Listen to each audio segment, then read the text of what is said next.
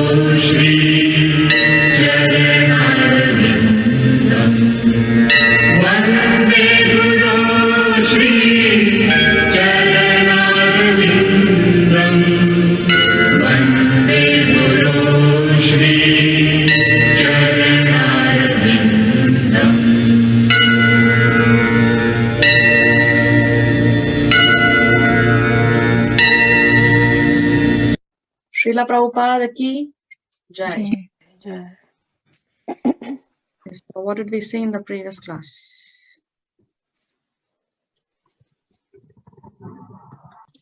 We are on. Krishna's Achinta Bheda Abheda. Yes, we saw very, very important concept, Achintya Bheda Abheda Tattva. Very nice. So what is the Achintya Bheda Abheda Tattva? One. He Oh, go is ahead. there as well as not there. Yes, one and different at the same. Same time. Okay. What else did we see? How he created this material world, but still he's aloof of that. Yes, he has created it, but still he is aloof. Untouched, yeah. So we are all under the laws of karma. He doesn't interfere with the laws of karma. Okay. Then what else did we see? In the About entire- partial destruction and entire like full destruction, that how at the end of millennium all the living entities are compacted in Mahavishnu, and then when he breathes out it disperses again. Yes, and this process goes on. Krishna says again and again. He says that, no? Do we have it here? Let's see. Here he says, under its role, this manifestation is created and annihilated again and again. So therefore, we understand that everything in this material world is cyclical. It is not linear.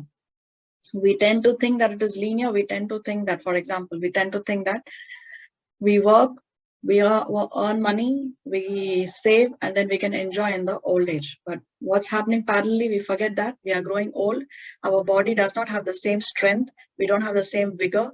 That we forget, that the mind does not tell us. But if you see everything in the material world, everything is a cycle. Whether it's the change of the yugas, or whether it's the change of the seasons, the change of day and night, then again day and again night, the movement of the sun, the movement of the planets, the movement of the moon, the change of the yugas, the 4 yugas come and go. So everything is cyclical in this material. Even fashion, we will see that the old fashions again come and go. So everything in this material world actually is cyclical. So if we have to start at point A, as you see in the picture, we start gathering so many things in our lifetime, wealth or fame or name, whatever it is, we start gathering. But again, when death hits us, it's again starting all over again, coming back to point A. So yes, of course, we need to earn money. We have to fulfill our material necessities, but we should not be so obsessed with material greed that we ignore the spiritual part. When we have to go to a destination, and we are packing our bags, what are we going to take in our bags? That which will be useful for us, that which we will need in the next destination. For example, if our next destination is a hot country where it's very hot, we are not going to pack winter clothes. If we pack winter clothes, it's of no use to us. So what we pack in materially in this lifetime, it's of no use to us in the next lifetime.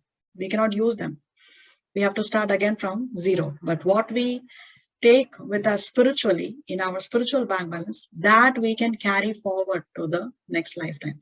So if we cannot give more importance to spiritual life, at least we should give equal importance to our spiritual life as we take care of our material duties and necessities in our lifetime. So we have to always remember that it is cyclical. Everything material is cyclical. It is not linear. But the mind doesn't tell us that. Mind only tells us one part of the reality, which tells us how we can enjoy. Okay. So basically in this entire section, we are seeing Krishna's Aishwarya. We are seeing his opulence. Krishna is revealing his opulence in this section when he talks about how he creates, how he destroys, how he maintains, how he's the cause of all causes. He's giving us his Aishwarya Jnana. Now, why is it important for us to know about Krishna's opulence? So that we can appreciate his sweetness. Yes, so And- that we can appreciate his sweetness better. When otherwise we will think that, okay, Krishna is stealing butter, he is troubling his mother, but these things even happen in our house, right? So we think that, okay, this is what's so great about it. But or Krishna is pulling the chariot of Arjuna. Okay, but there are so many other chariot drivers on the battlefield. What is so special? So when we know about the greatness of Krishna, then we can appreciate his sweetness even more. And another thing is, when Krishna glorifies bhakti, or he's glorifying his bhaktas, he is glorifying bhakti and glorifying bhaktas by glorifying himself. How? Because when he says that I am this, I am that, I am everything, everything emanates from me, I am the cause of all causes, etc., etc., etc. He's talking about his greatness. And then he says, look, I am all this, but you can overpower me, you can capture me by this bhakti process. So by glorifying himself, he is also glorifying the bhakti process, because, okay, the greatest can still be brought under control, can still be captured by this bhakti yoga process. So how much greater would the bhakti yoga process be? And also, how is he glorifying his devotees? He's saying that, look, I am so great, but I can be captured by this bhakti yoga process by my devotees who use this bhakti yoga process to capture me. So there is no difference if Krishna is glorifying himself, or he's glorifying his devotees, or he's glorifying bhakti. There is no difference in the three, because ultimately by doing all this, he is coming to the same point of glorifying devotional service or bhakti yoga or his devotees. It's not that Krishna likes to blow his own. Somebody may think, a neophyte, when he reads the Gita, he may think, oh, why is Krishna talking so much about himself? Why is he blowing his own trumpet? It's not that Krishna he's not interested in glorifying himself. He's interested in glorifying his devotee and glorifying bhakti, so that we can take to this bhakti yoga process. Okay, so let's begin with today's. Any questions from the previous class?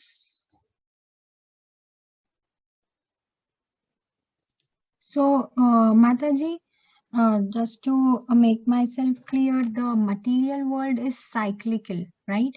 But the spiritual path is linear? Yeah, there everything is eternal. There we don't grow old. We are ever youthful in the spiritual realm. There we are not losing our physical strength. We are not losing our vigor. There the happiness is ever increasing.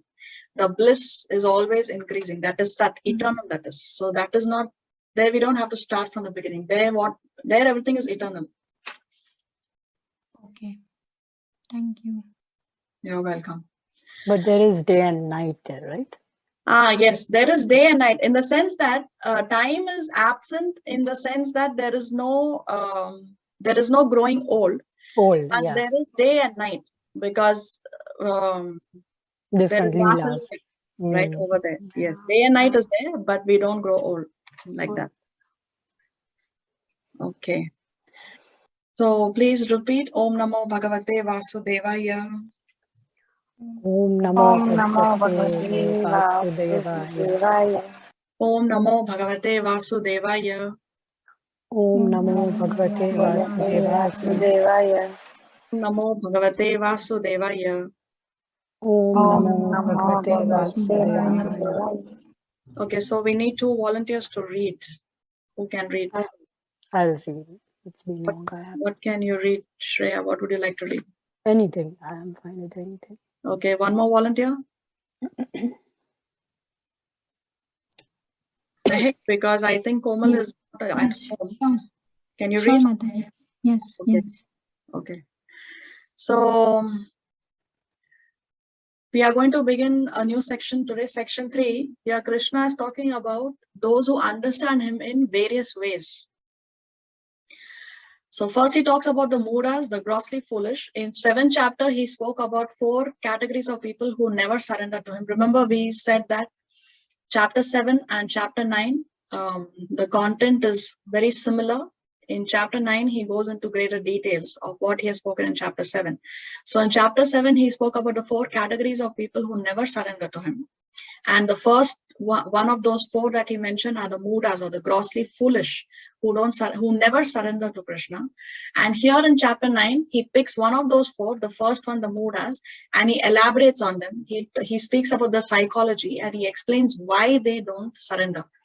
In chapter 7, he doesn't go into much detail, but here he goes into the detail as to why the Mudas do not surrender to him. Then he goes to the other extreme. He talks about the pure devotees, the Kevala Bhaktas, the Mahatmas or the Mahatmas, and how they fully surrender. And then he talks about 3 types who are in between these 2 extremes: Ekatvena, Prathakvena, and Vishvata Mukham. So we will see this in today's section. Let's go to 9 point. अवजानन्ति मां मूढा मानुषीं तनुमाश्रितम् परं भावमजानन्तो मम भूतमहेश्वरम्. Translation, please. Full. I have to read translation. Anything. Shreya. Whatever you like, Mike. No, I didn't get in the beginning. I didn't get. Sorry. What did you choose? I'm fine with anything, whatever you want to do. Okay, okay.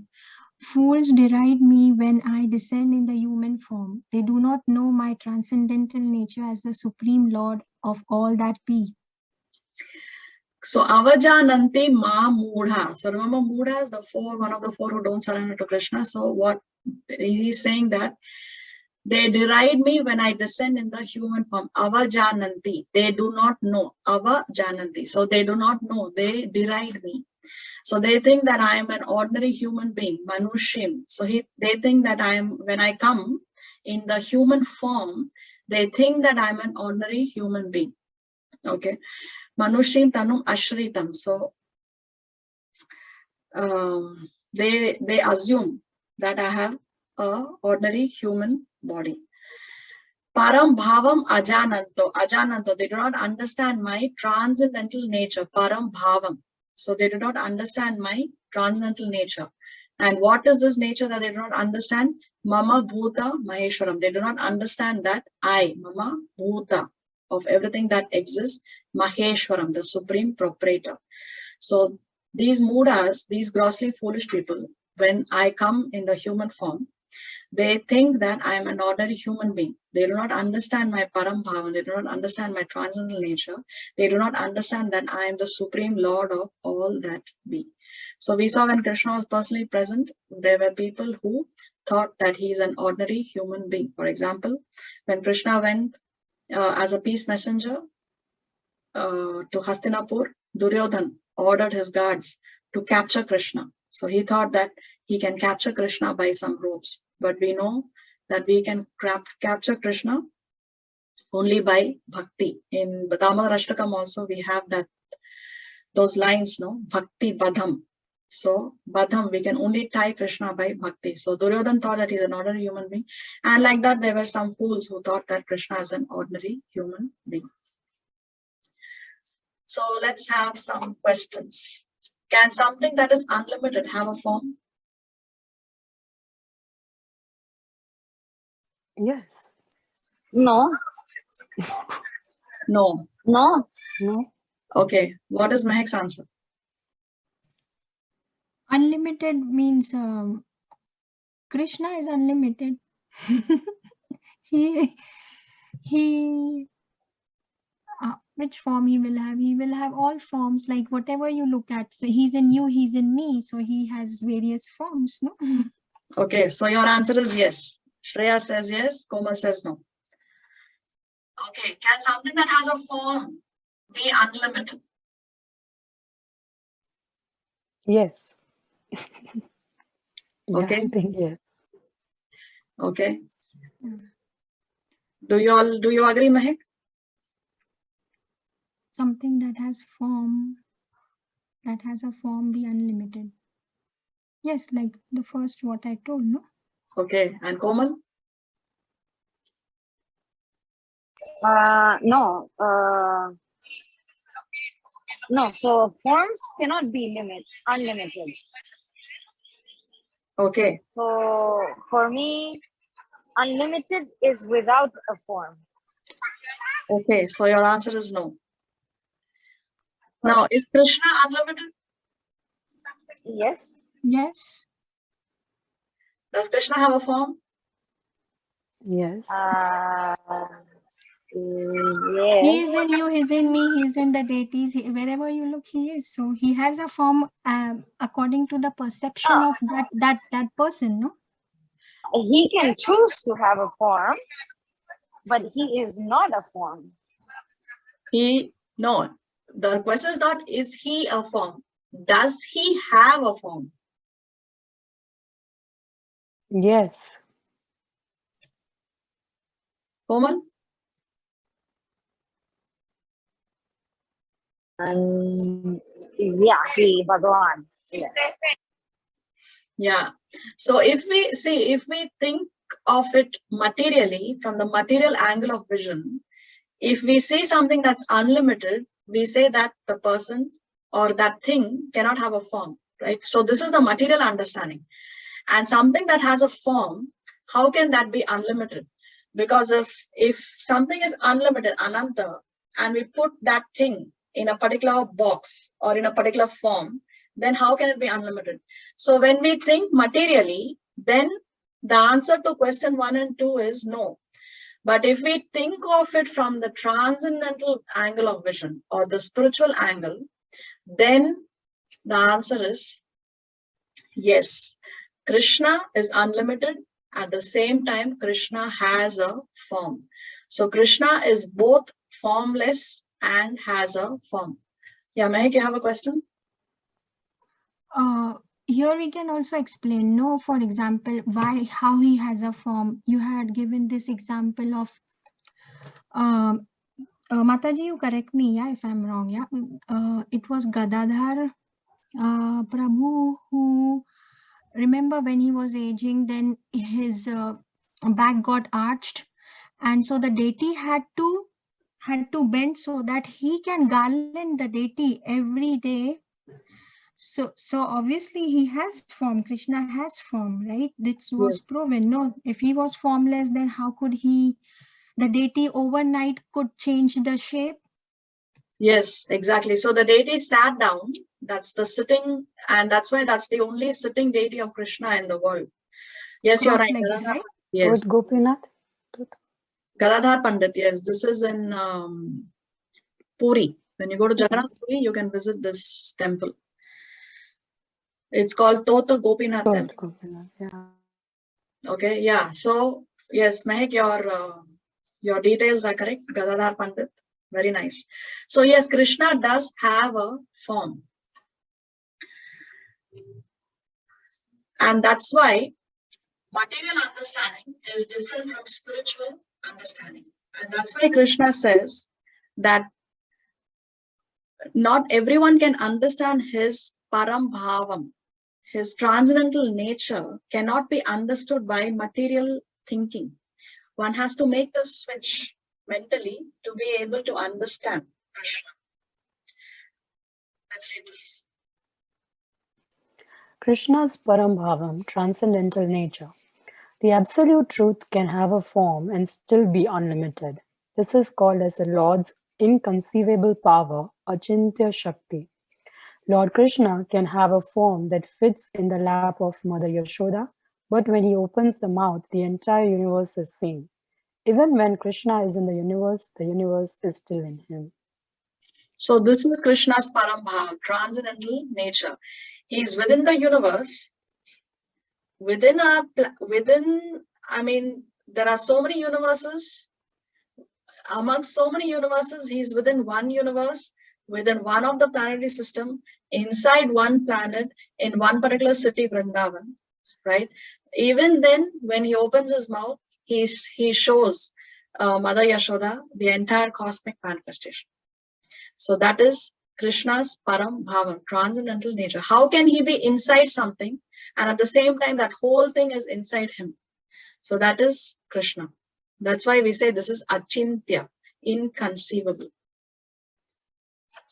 Srila Prabhupada mentions in the purport how the impersonalists argue that because God is unlimited, he cannot have a form. That's what the impersonalists argue. So therefore, they believe only in the Brahman effulgence. They do not believe in Paramatma or Bhagavan realization. And there are two kinds of impersonalists, Brahmavadis and the Mayavadis. What is the difference between the Brahmavadis and the Mayavadis? The Brahmavadis, they believe in the Brahman effulgence. And they think that the Brahman effulgence is the highest absolute truth. There is no absolute truth beyond the Brahman effulgence. And their goal also is to merge in the Brahman effulgence. It stops at that. They are not offensive to God. But the Mayavadis, they are offensive to God because they think that they can become equal to God. Because they think that right now, we are not in a mode of goodness. Therefore, we have not come to the level of Krishna, Ram, etc. But when we raise ourselves to the level of goodness, then we can become equal to Ram and Krishna. So this means that we are minimizing or we are deriding God because we think that what's so great about being Ram or Krishna, we can also become equal to them. So this is an offense towards God. So the Brahmavadis, they are not offensive. They do not want to, or they do not think that they can become equal to God. But the Mayavadis, they are offensive because they think that we can become equal. Therefore, the Mayavadi sannyasis, when they greet each other saying that you are God, I am God, everyone is God. So they offer obeisances to each other as if you are God, therefore I offer obeisances to you, and you think that I am God, so you offer obeisances to me. That's how the Mayavadi sannyasis, they meet each other. Mayavad understanding, see every human being as God. But what is the correct understanding? Correct understanding is, see the Lord in every human being. This is the correct understanding. This is how a Vaishnava understands. That the Lord is there in every human being as the Paramatma. That doesn't mean that we become equal to Krishna. We always eternally remain the servants of God. Therefore, Chaitanya Mahaprabhu has warned us, Mayavada, Bhashya, Sunile, Aya, Sarvanasha. Sarvanasha, everything will be destroyed. Spiritual life will be finished if you hear from a Mayavadi, says Chaitanya Mahaprabhu. At the time of Chaitanya Mahaprabhu, there were a lot of Mayavad scholars, sannyasis, and he had many debates with them.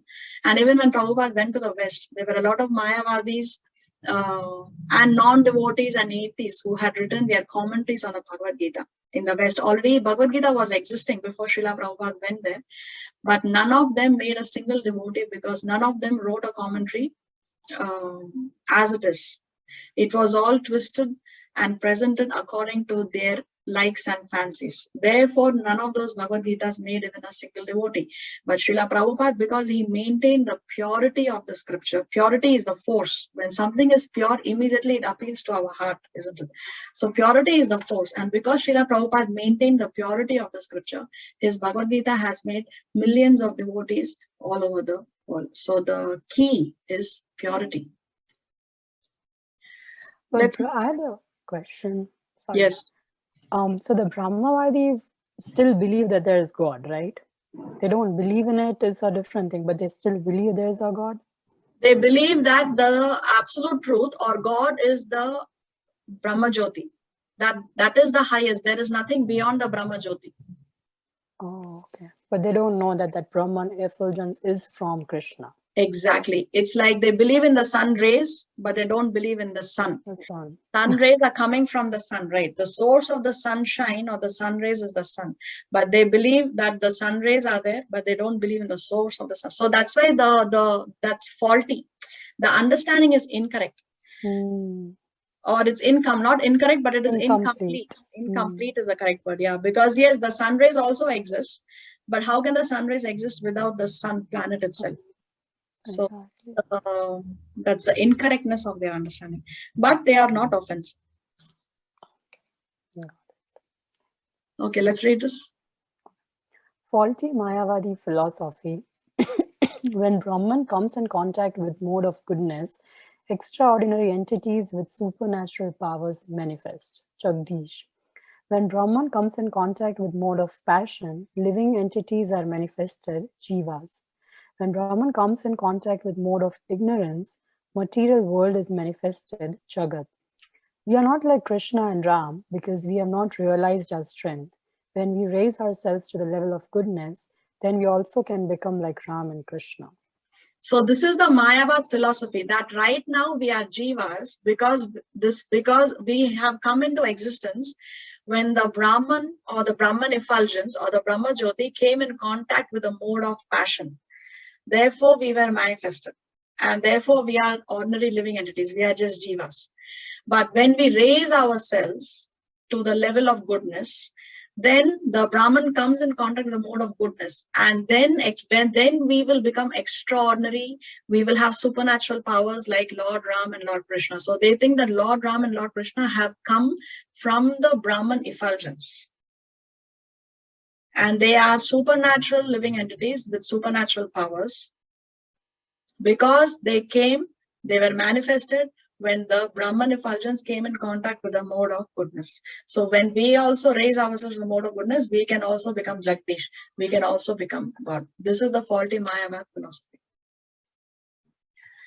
But Srila Prabhupada, he explains in the purport how if everything is formless, then why do we need lokas? Why do we need abodes? We say Vaikuntha Loka, we say Go Loka, we say Brahma Loka, we say Pitra Loka, we say Yama Loka. So Loka means abode. So why do we need an abode for someone to stay if everything is formless? Because the Lord has a form, right? And his expansions have a form. That's why we have lokas, different abodes for different personalities. So Srila Prabhupada asked this question. If everything is formless, then why do we need an abode? Why do we need lokas? So Krishna has manifested 400 form.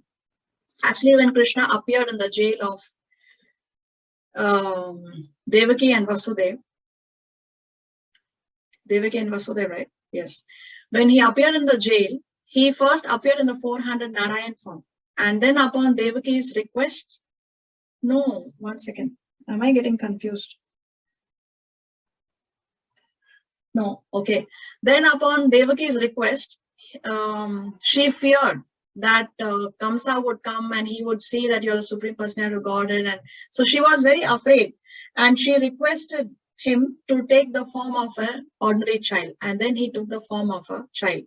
Now, just because he appears like an ordinary child, it doesn't mean that he is not the Supreme Personality of Godhead. Then on the battlefield of Kurukshetra, he even manifested the universal form to Arjuna upon Arjuna's request. Then after that, again upon Arjuna's request, he came back. He unmanifested his universal form and he showed Arjuna the 400 form and then he showed him the 200 form. Now question, which of these forms is most superior? The 200 form, the 400 form, or the universal form? The universal form. The universal form. Okay. What about the others? What do you all think? You said which is the most superior? Yes. Two-handed form? Two-handed form. Mehak? Two-handed form, because he's manifesting in the same way as his devotee, the same form he's showing, like, because he's a Bhakta Vatsal, so he wants to show them as a same form as they are. So two-handed form. Okay. So the correct answer is two-handed form. But the reason is he is residing in this two-handed form in Goloka. Where does he reside in the four-handed form? Vaikuntha planet, like Yes, outside Vaikuntha Goloka, planet. but in the Vaikuntha. Correct. So in the Vaikuntha planets, he's residing in the 400 form. And there the relationship between him and the devotees is formal, more reverential, out of awe and respect. He is seen by the residents of Vaikuntha. But in Goloka, the relationship is informal. The relationship, there is more intimacy in the relationship because the residents do not know that Krishna is God. So there he's playing with his Gopa friends, he's having fun with the gopis, he's having other pastimes with the residents of Goloka, which is completely informal. So therefore there is more intimacy. But the intimacy is less in Vaikuntha because there is more respect. There people are aware that he is the Supreme Personality of Godhead. Where does he reside in this universal form? In which loka?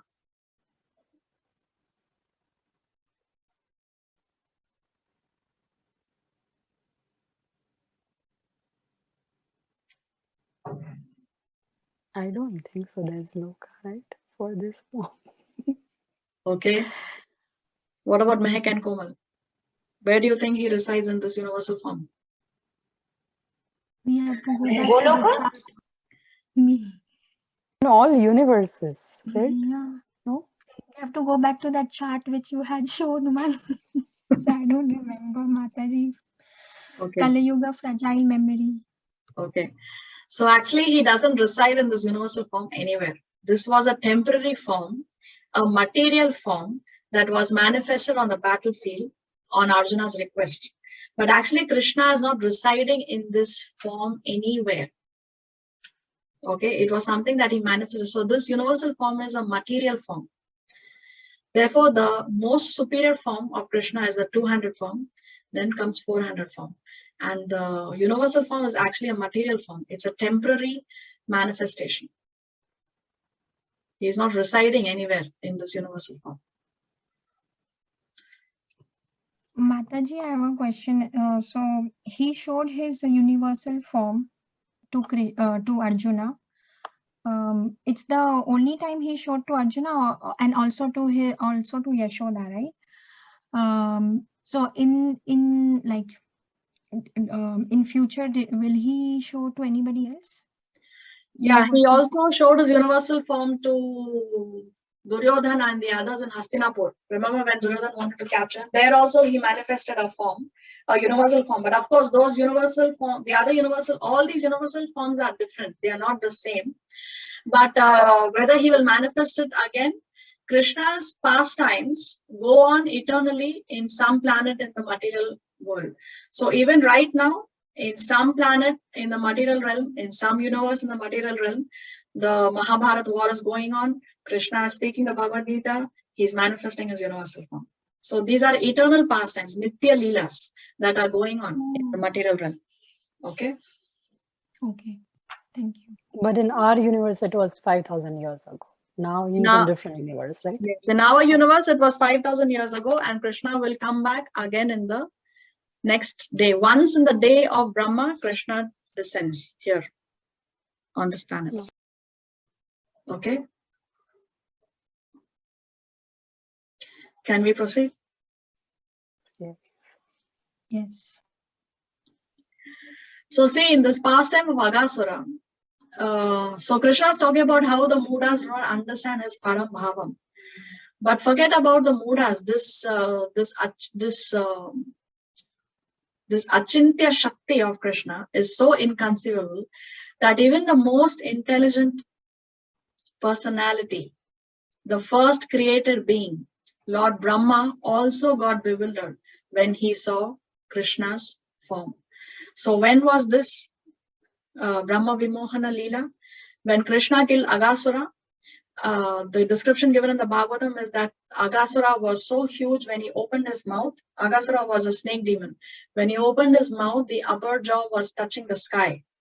And the Gopa friends, they thought that this is a cave. And they went into the body of Aghasura thinking that we are entering a cave. And then they were meeting death. Krishna wanted to save his Gopa friends. So he entered the body of Aghasura and then he expanded himself so much that he choked Aghasura, and finally Aghasura killed, and then he ripped him open from inside. So Krishna can expand himself also. He can take the form that he likes. After all, he is God. And then after Krishna killed Aghasura, Brahma wanted to see who is this great personality who has killed Aghasura, this supreme personality of God. Let me go and see him. So he comes and he sees Krishna in Vrindavan. And when he comes to see Krishna, he sees that Krishna is with his Gopa friends. He is sharing the lunch boxes. And the description given is that actually his Gopa friends are eating and drinking buttermilk or laddus, and then he's playing. Krishna is playing with them. One of his friends has a laddu in the mouth, so his face is puffed up, and then Krishna pushes his cheeks like that, and then the laddu comes out of his mouth, and then he eats the laddu. So this is the intimacy of the relationship that Krishna shares with his eternal associate. These Gopa friends are all eternal associates of Krishna. So Lord Brahma is getting a culture shock because who eats from somebody else's mouth? We take and eat. No, we don't eat like that, right? So Brahma is thinking, this is the supreme personality of Godhead. So even Brahma is bewildered when he sees Krishna like this. And he's thinking, okay, let me play a trick on this little boy. He's saying, little boy, little Krishna. How can he act so wonderfully? How could he have killed Aghasura? So therefore, he decides to play a trick on Krishna and he kidnaps all the Gopas and the calves of Krishna. And then what does Krishna do? Krishna understands that this has been done by Lord Brahma. So Krishna expands himself into as many calves and as many Gopa friends. And then they all go home. And the mothers do not realize that these children, they are not my children. Even the cows do not realize that this calf is not mine. I am not the mother of this particular calf. And actually, they were giving even more love. The mothers were giving even more love to these children. Usually, a mother can immediately tell that this is not my child, whether it's the animal species or human species, right? They know. But they were not able to detect because actually they were all expansions of Krishna. So they were showering even more love on these expansions. Then Brahma comes back. 1 year has passed on this planet. Brahma comes back and then he sees the Narayan expansions in each of those Gopa friends and in each of those calves. So Brahma, even Lord Brahma was completely bewildered. And then here's a picture. Brahma's, you can see how he's shocked. He's shocked to see all these Narayan forms in the calves and in the Gopa friends. And then Lord Brahma offers very nice, beautiful prayers to Krishna. So this, if you like, you can read the chapter in detail and you can see the prayers that Lord Brahma offers to Krishna. And there he tells him that you are the supreme personality of Godhead. So it's not that only we are saying, or Prabhupada has said, or ISKCON says that Krishna is Bhagavan. Krishna is the supreme personality of Godhead. Even great personalities like Lord Brahma has said that Krishna is the supreme personality of Godhead. Okay, let's read this article from Chaitanya Prabhu. The sun is self-luminous, yet those who are under a cloud can see it. The words of the Bhagavad Gita, especially its repeated proclamations of the supreme transcendence of Krishna, 7.7, 9.10, 10.8, 10.13, and 15.19, for example, are self-evident like the sun. Yet the self-evident is not evident to us due to the cloud of misconception. Solution: just as the sun can dissipate the cloud, Krishna can purify us of misconception. but we need to let the sun-like wisdom of the Gita fall on our mind and intelligence. By Chaitanya Charandas. So Krishna has repeatedly proclaimed in the Bhagavad Gita that he is the cause of all causes, he is the supreme proprietor, he is the supreme enjoyer, and he is the supreme enjoyer, proprietor. One more is there. Cause of all causes. He's the supreme controller, correct. Supreme controller. So Krishna has repeatedly proclaimed this in the Gita, and it is very evident. Krishna, I mean, he has not minced any words. Very clearly he has stated, no? Very clearly he says how everything comes from him. Aham sarvasva prabhavo, everything is emanating from Krishna. He's Sarva Loka Maheshwaram. He's the proprietor of all the planetary systems. So he has not said something indirectly, but still people, most human population do not want to accept Krishna as a supreme personality of Godhead. The reason, as Chaitanya Charan Prabhu says, is because we are under a cloud. We are under ignorance. The sun is out there shining for everyone. But if we choose to remain in our rooms and not go out, then it is our fault. It's not the sun's fault. Krishna has given this knowledge. It's there. Everybody can read this book, right? Everybody can read and understand. But in the association of devotees, of course. But we choose to remain in darkness, we choose to remain under the clouds, so we cannot see the sun. All we have to do is we have to be willing to go out and take the sunshine. We have to be willing to take advantage of this wisdom that is provided to us in this book Bhagavad Gita, and then we will be able to see things as they are.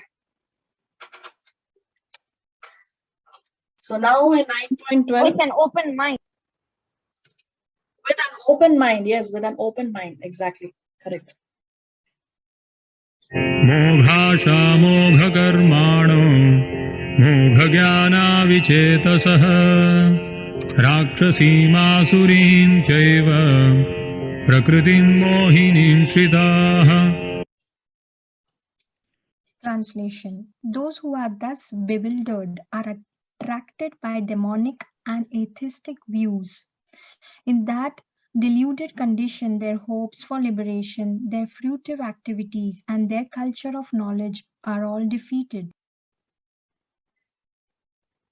Here, Krishna is explaining what is the fate of those people who do not understand him, who deride him when he comes in the human form or human-like form. What is the fate of these people? Moga Asha. Moga Asha, they are baffled in their hopes. Moga means they are baffled or wasted. Now, what is wasted? Their hopes for liberation. Moga Asha, that is wasted. Moga Karmana, fruitive activities, that is wasted. Moga Jnana, knowledge, that is also wasted.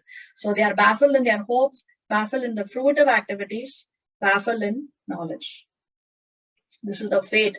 And then Krishna says this kind of a view, that he is an ordinary human being, he says that is Rakshasim and Asurim. It is demoniac and it is atheistic. Now, 11 and 12, Krishna spoke about the Mudhas. Now he goes to the other extreme. He's going to talk about the pure devotees, the Mahatmas. महात्मानस्तु मां पार्थ दैवीं प्रकृतिमाश्रिताः भजन्त्यनन्यमनसो ज्ञात्वा भूतादिमव्ययम्. Translation. O son of Partha, those who are not deluded, the great souls, are under the protection of the divine nature. They are fully engaged in devotional service because they know me as the Supreme Personality of Godhead, original and inexhaustible. So 13 and 14, Krishna talks about the Mahatmas. In 13, he's talking about the internal characteristics of a Mahatma, of a pure devotee. And in 14, he'll talk about the external characteristics of a Mahatma. So what are the internal characteristics? What does he say? A Mahatma he says that the Mahatmas or the great souls are under the protection of the divine nature. Daivim Prakritim Ashritaha. Ashraya. Ashritaha is as Ashraya, shelter. So they are under the shelter of Daivim Prakritim, under the protection of the divine nature. Bhajanti. So bhajanti means bhajan, devotional service. They engage in devotional service. And how? Ananya manasa, without deviation of the mind. The manasa, the mind, is not deviated. It's not going to something else. Ananya. So they are completely without any deviation, with a single track mind, they are entering devotional service. To whom? To Krishna. Then what does Krishna say? Jnatva bhutadim avyayam. They know me. Jnatva, they have the knowledge that I am bhutadim avyayam, that I am the origin, Bhuta Adim. That's why we say that Adi Purusha. He's the original person. So he is the origin of all creation, and he is Avyayam. He is inexhaustible. So Krishna is eternal. So the Mahatmas are those people. They are under the protection of the divine nature. They are constantly chanting the holy name. They are constantly engaged in devotional service, and they have the knowledge that Krishna is the original and he is inexhaustible. These are the internal characteristics. Let's see the external characteristics. Satatam kirtayanto mam yatantascha dridhavrataha namasyantascha mam bhaktya nityayukta upasate. Translation. Always chanting my glories, enduring with great determination, bowing down before me. These great souls perpetually worship me with devotion. So Satatam Kirtayanto Mam, always chanting my glories, Krishna saying. So always, the pure devotees are always glorifying Krishna, endeavoring with great determination. So Drida Vrataha, the determination is very, very important quality that we need to have in our spiritual lives. Determination, day after day after day after day after day, to complete our rounds, to follow the 4 principles. Because as we engage more and more in devotional service, Maya is going to come on us even more stronger. So it requires a lot of determination. So these Mahatmas, they are Satatam Kirtayanto, and then they are endeavoring with full determination, Drida Vrataha. Then Namasyantas, they are offering obeisances, Cha Mam. So they are offering obeisances unto me, Krishna says, in devotion, Bhaktya. And Nitya Yukta Upasate, perpetually they are engaged in worshipping me. These are the external characteristics. This is what a devotee, a pure devotee, a Mahatma does externally, chanting Krishna's glories, endeavoring with great perfection, bowing down, perpetually worshipping him with devotion.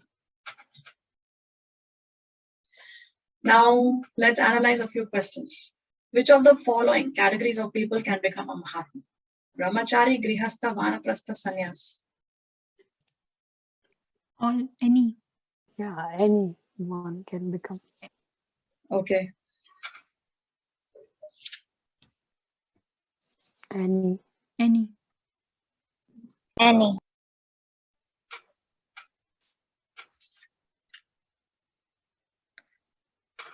Adult or a child? Any. Yeah, any. Educated, uneducated? Anyone. Man, woman? Any. Rich, poor? Any. Indian, American, Chinese, Russian? Todos. Todos. So bhakti is not dependent on any of these external factors, right? Age, education, social status, nationality, varna or ashrama. None of these aspects can come in the way of practicing bhakti yoga. So let's see a few examples. Whom do you see on the screen? Amrish Maharaj. Durvasa Amrish Muni. and Durvasa Muni. So in this past time, Durvasa had to accept defeat and he had to ask forgiveness from Amrish Maharaj. But externally, if you go to see, Durvasa is a sannyasi. He's not a grihastha, right? He's a sannyasi. He doesn't have a wife. He doesn't have a partner. So he's a sannyasi and also he's a brahmana. And Ambarish, he's a king. He's a kshatriya and he's a grihastha. He has a wife and he's living opulently as the king. So externally, one may say that, oh, actually, the sages are more advanced than the kings, than the kshatriyas. But you see, Ambarish Maharaj was a pure devotee. Although he was living as a kshatriya, as a grihastha, he was more advanced than Durvasa. And therefore, Durvasa had to accept defeat at the hands of Ambarish and he had to ask for forgiveness. An illiterate Brahmana who was given the instruction to read the Bhagavad Gita. He was completely illiterate. And then Chaitanya Mahaprabhu told him that, my dear friend, you have perfectly understood the Bhagavad Gita. Because when he saw him, he was crying, he was shedding tears, he was trying to read because he wanted to try and fulfill the instruction that his spiritual master has given him. And when he sees the picture of Krishna pulling the chariot of Arjuna, taking the subordinate position of becoming a menial servant for the sake of his devotee, he starts to cry. So therefore, Chaitanya Mahaprabhu tells him that, my dear friend, you have perfectly understood the Gita. So one does not even have to be literate. This Brahman was completely illiterate. He could not read even a single word from the book, but still he perfectly understood the Gita as certified by Lord Chaitanya Mahaprabhu himself. So even literacy is not a factor. Age is not a factor. Who is this? Narasimha and Prahlad Maharaj. Yes, Narasimha and Prahlad Maharaj. Now Prahlad was only 5 years old when he challenged, when his father said that you have to worship me as God. Hiranyakashipu, everybody in his kingdom was instructed that you have to worship Hiranyakashipu as God. All the temples had the deities of Hiranyakashipu installed. But he challenged this rule of his father. So just because somebody is senior in age, that doesn't mean that that person is a self-realized soul. Sometimes we may also come across seniors, our parents, grandparents. They may not allow us to follow Krishna consciousness, to follow spirituality. Sometimes they would tell us that, no, you're too young for this, you can do this later, or stuff like that. But just because somebody is senior by age doesn't mean that that person is self-realized.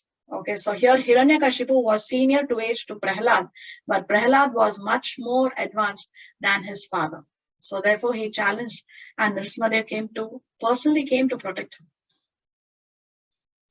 Who's this? Dhruv Maharaj.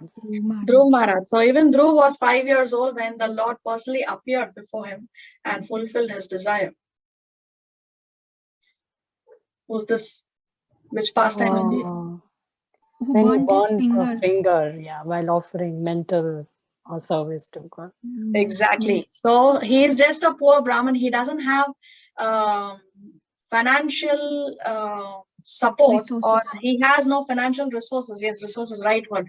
He doesn't have the financial resources to fulfill his desire to serve the Lord. He has a desire to make opulent preparations and offer it to the Lord, but he doesn't have the financial resources. So he mentally does it. He does Manasa Puja, and the Lord immediately accepts his offering because his finger actually got burnt. Yes. So even one doesn't have to even be rich. One can be a complete beggar, a complete pauper, but he can still engage in devotional service.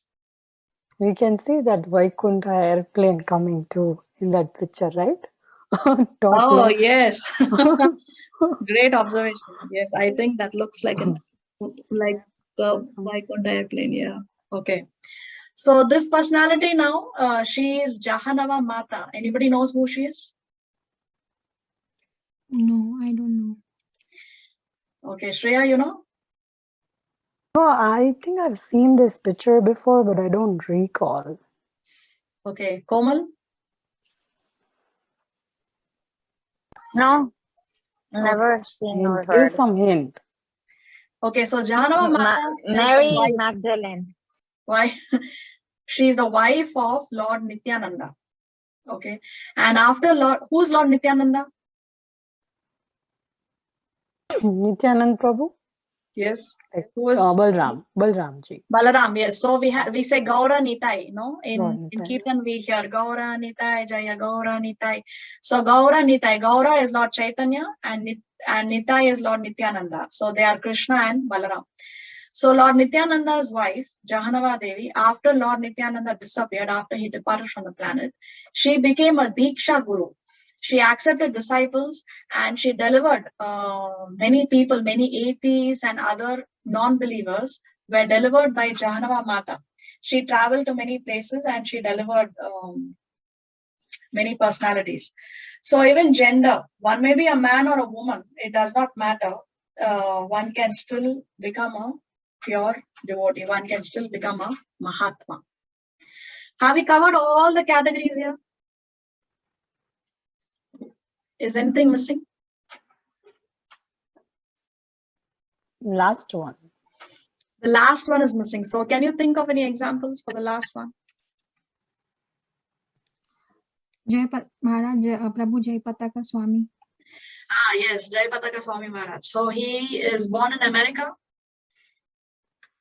But Radhanath Swami. Radhanath Swami Maharaj, yes, yes. So our gurus in ISKCON, most of them are not Indians. So bhakti is not a forte only available to the Indians or only available to the Hindus. Bhakti is open to even the Westerners. This morning I saw a nice picture and I liked it, so I added it to the PPT. This one. Now she is a devotee from Russia.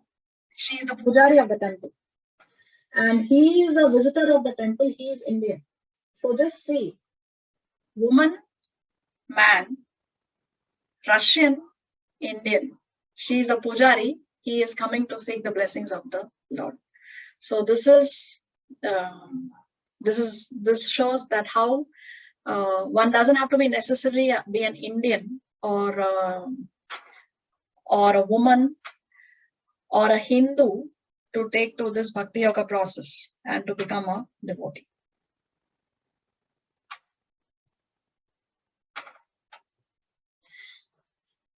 We have seen this verse before, Sarvatra Sarvada. We discussed the Sarvatra Sarvada, how Bhakti can be practiced in all circumstances, in all space and time, both directly and indirectly. So there is no excuse and nobody is exempted from following Bhakti Yoga process. There is no exemption. Nobody can say that I'm too young. Nobody can say that, oh, but I have the body of an old man. Or somebody may say that, oh, but I'm a woman, I have my children, I have to take care of my family, I don't have the time. Or no. Everybody can take up the Bhakti Yoga process. Sarvatra Sarvada. So how do we know if somebody is a sadhu? Or how do we know that if we have the symptoms of a sadhu? How do we recognize? We do not know a sadhu by those external factors which we saw, age, social status, rich, poor, nationality. We do not recognize a saintly man by those characteristics. We recognize a saintly person by these characteristics. What are the symptoms of a sadhu is there in this verse. Let's read the translation. The symptoms of a sadhu are that he is tolerant, merciful, and friendly to all living entities. He has no enemies. He is peaceful. He abides by the scriptures, and all his characteristics are sublime. So he is tolerant. A saintly person, a Mahatma, a pure devotee is always tolerant. There are always going to be people, even if somebody insults him, he tolerates it. Chaitanya Mahaprabhu says, so one has to be more tolerant than a tree, he says. So a devotee is tolerant, merciful, karunika. He is merciful and friendly, suhrida, friendly to all living entities, sarva dehinam. So he is suhrida sarva dehinam. He is friendly to all living entities. He has no enemies. Ajata shatrava. He has no enemies. Shanta. He is very peaceful. Sadhava, he abides by the Shastra. Sadhu Bhushana, his characteristics are sublime. His characteristics are like a sadhu. So these are the characteristics of a sadhu. Ajata Shatrava, he has no enemies. Which character from the Mahabharata has a name called Ajata Shatru, which means he has no enemies? Just a little off track, but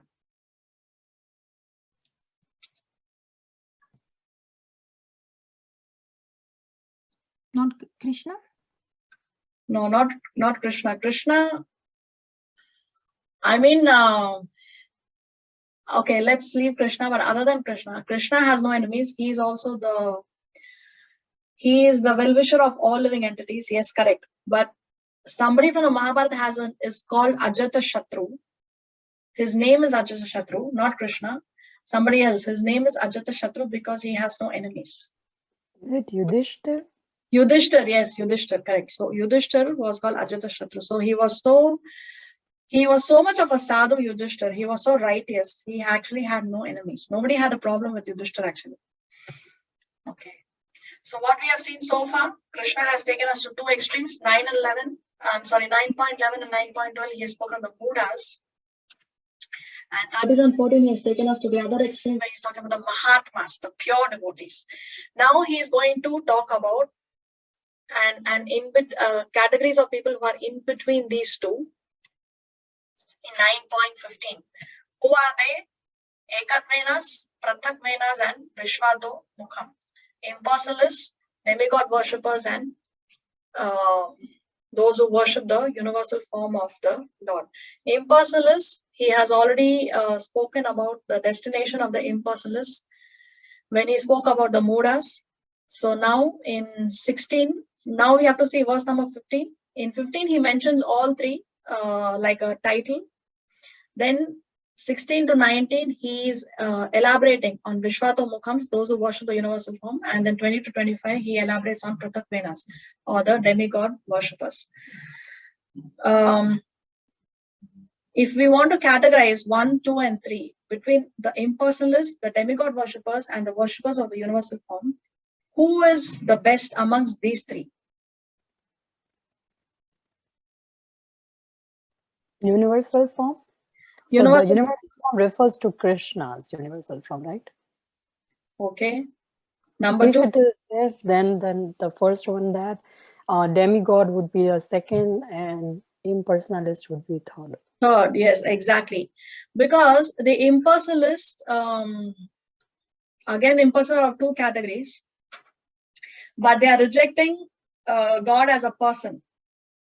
Now, demigod worshippers, they accept Shastra and they also accept God. They accept the supremacy of God, but everybody for them is the same. There is no difference between the demigods and Krishna. So that distinction they do not make.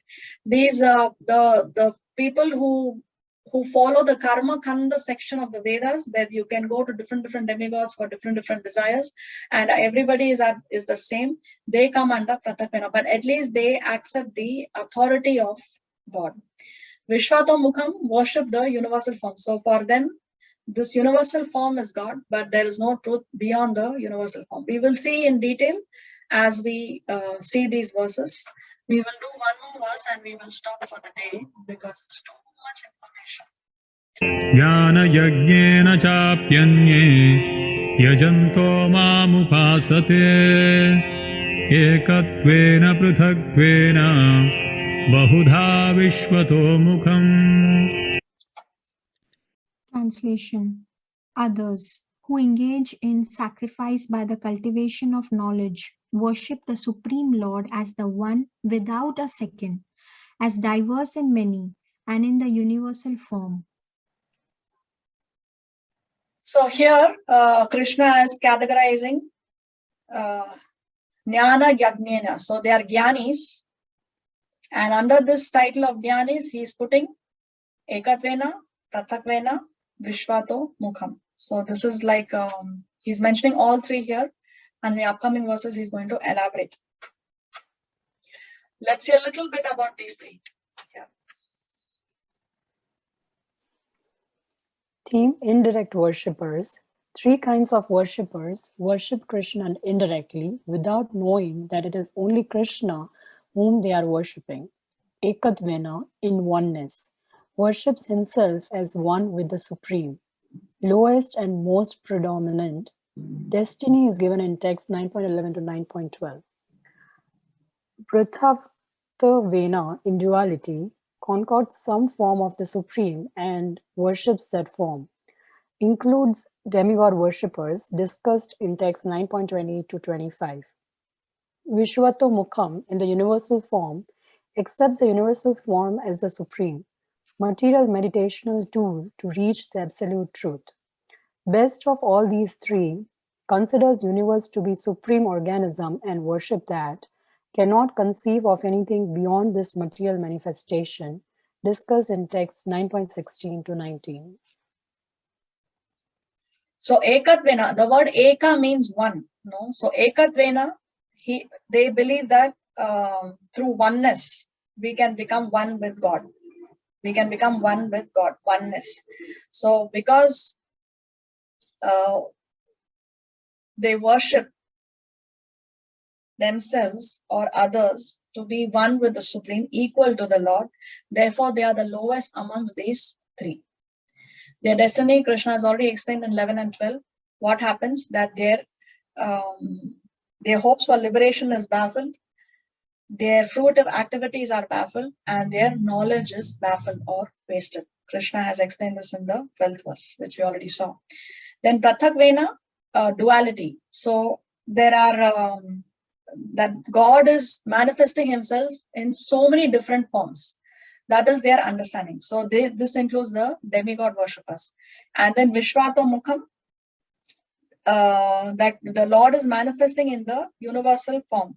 So their idea is that Vishwa, or the universe, that is the Mukha, that is the face of the Lord, and that is the Rupa, that is the form of the Lord. So Vishwato Mukham, those who accept the universal form as the supreme.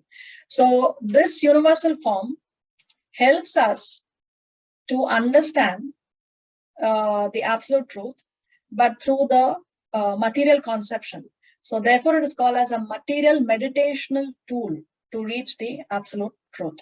We will see this in great detail when Krishna actually shows the universal form to Arjuna in chapter 11, and then Arjuna describes what he sees. Arjuna describes what he sees, and from that we come to know what that universal form is in chapter number 11. So we'll stop here. We'll go into the details of Vishwato Mukham and Prathakvena in the next class. Srila Prabhupada ki Jai. Jai. So I had a question. Yes. If like some people worship demigods, right? And at the end of their lifetime, they go to demigod abode. So there is a chance that they will come back to the material world, because those demigods abodes are in Vaikuntha, right? No, demigod abodes are not in Vaikuntha. Demigod abodes is in the material world. It's within the universe. In the 14 planetary systems, there is Swargaloka, no? So Swargaloka is within that 14 planetary systems. It's not the spiritual world. It's the material world only. Okay, so in the Vaikuntha, it's just Golok, Vrindavan, and then outside Mahavishnu resides. Mahavishnu is in between the material and the spiritual worlds. He is in the river. There is a Viraj river, which is on the boundary of the material and the spiritual worlds. That's where Mahavishnu is residing. Okay. So spiritual world is Goloka in the center, and the petals, the lotus. So imagine a lotus. The center of the lotus is Goloka, and the petals of the lotus are Vaikuntha planets. Okay.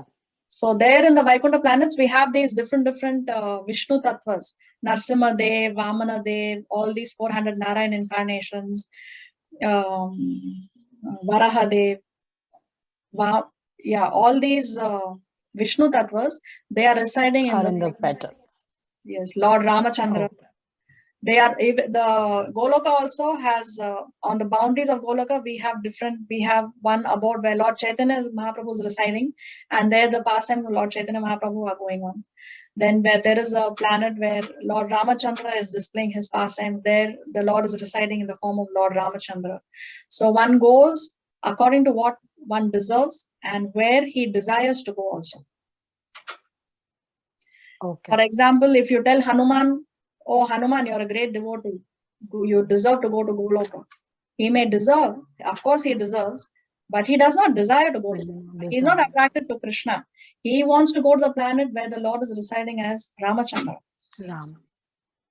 So one goes, or one may be attracted to Chaitanya Mahaprabhu, one may not be so attracted to Krishna and Goloka.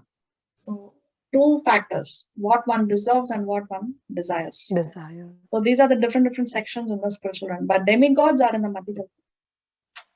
Okay. But one can practice bhakti. See, bhakti is not, bhakti doesn't depend on those external factors which we saw now. So if one practices bhakti anywhere, he can get an upgrade. But the point is, in the heavenly planets where the demigods are residing, although it is technically possible, practically it is not possible because there is so much opulence in Indraloka. There is so much unlimited facility to enjoy sense gratification that although it is possible, devotional service is possible, it is not plausible. In Brahmaloka, there is a quote. Prabhupada also said that in Brahmaloka, if one perfects his life, from Brahmaloka, he can go back to the spiritual realm without having to come to this Down. Yeah. So because in Brahmaloka, Lord Brahma is practicing Krishna consciousness, and with his association, the residents of Brahmaloka can also, even Lord Brahma, usually at the end of his term, he gets an upgrade. He goes to Vaikuntha. But of course, if he doesn't practice Krishna consciousness, then even Lord Brahma has to take birth again. Like us. Once we were Brahma and we came down. Yes, exactly.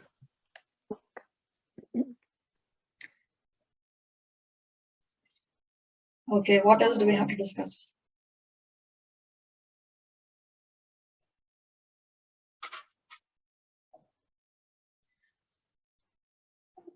That's it. All right. So Krishna willing, see you all next week. Till then, have a nice weekend. Have a nice week in Krishna consciousness. Thank you all very much for your association. Have a nice week. Mataji. Thank you, Hare Krishna. Thank you. Hare Krishna. Thank you. Thank you, Hare Krishna.